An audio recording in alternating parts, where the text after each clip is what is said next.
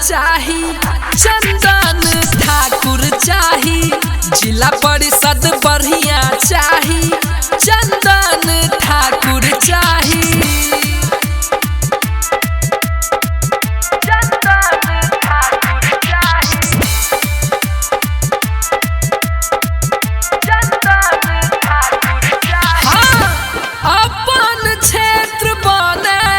स्वर्गक समानिया सबके हृदय में छई, इहे अरमानिया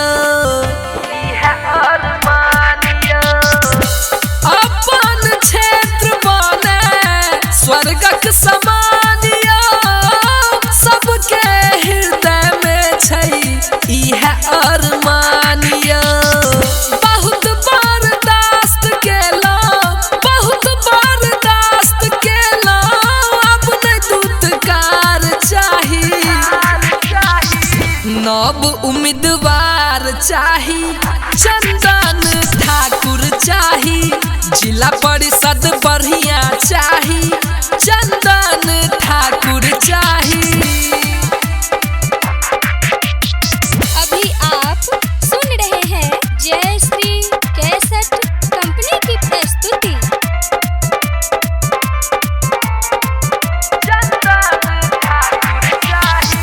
वोट दिया वहाँ सब चंदन ठाकुर के, संग दिया भगवैला पसरल अन्हार के,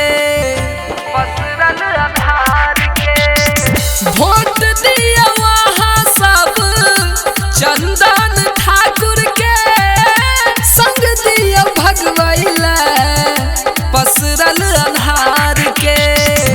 रौदी के दाही में नहीं, रौदी के दाही में नहीं, जनता लाचार चाही,